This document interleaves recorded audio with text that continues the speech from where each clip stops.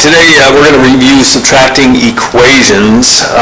There's one aspect of it that we need to be well aware of and can have a big impact on the final answer. Now, eventually we're going to get to one that looks like this. This is a three-term equation minus a three-term equation. But before we get too scary, let me point out the important thing we need to consider in subtracting equations. Let's start with something so basic that you won't even think about it. 7 minus 5. And you know that 7 minus 5 is for sure 2.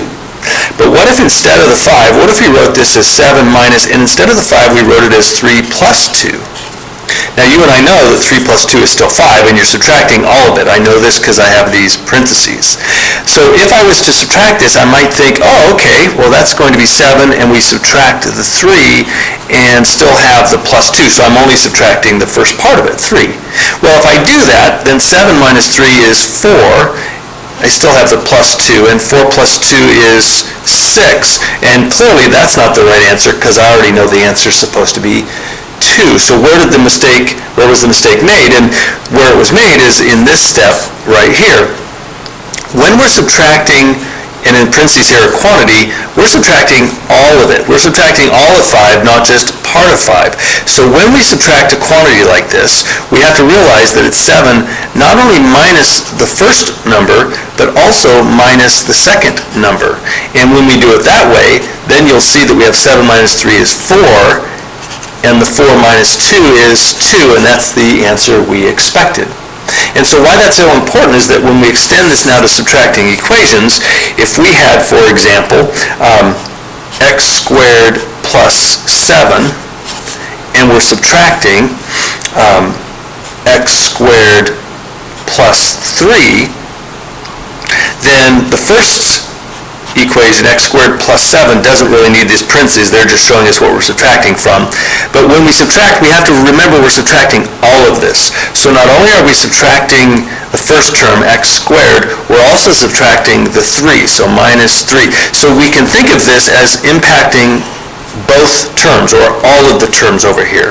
And you really do have to do that. In some places, some instructors and classes teach the students to think of this subtraction as if there's a minus 1 here, and distribute this. Negative 1 times this is negative x squared. Negative 1 times 3 is negative 3. Now when we collect like terms, we say, okay, here's an x squared, here's an x squared, 1x squared minus 1x squared, that goes to 0.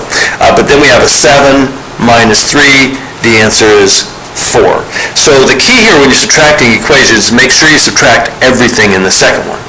And you might be saying, well, what if, for example, you had x squared minus 3x plus 5, and you're subtracting then 2x minus 4.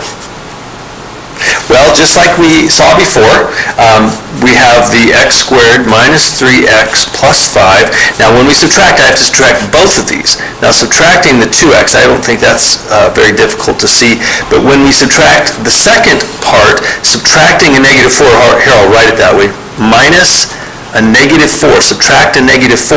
You and I know that subtracting a negative actually ends up being plus 4. So typically we just write negative times negative is positive, so plus 4. Now when we collect like terms, there's an x squared term and no x squared terms over here. We have a 3 minus 3x minus 2x, that's minus 5x, just collecting these like terms. And then we have a plus 5, and a plus 4 is a plus 9. And that would be our final answer. So when we get down here subtracting equations, the key here is to leave your first equation alone, in this case. And then when we subtract, make sure that this affects each and every term over here. So you have minus 3x, minus and minus, negative times negative is positive, so that's plus 7x squared, minus a positive 2x squared is minus 2x cubed. So if you think about this, this just really comes in and changes all of the signs, makes them the opposite. Now when we go collect like terms, we go, there's an x cubed, there's an x cubed, 2x cubed minus 2x cubed, 2 minus 2 is 0, so those go away. We have an x squared, and an x squared, negative 6x squared plus 7, so negative 6 plus 7 is 1x squared. And then I have an x here, and I have an x here, so 1x minus 3x. 1 minus 3 is negative 2x. And now I've taken care of all the terms, and that's my final answer. So the key to subtracting polynomials, subtracting equations, is to make sure you subtract each and every term by changing their sign.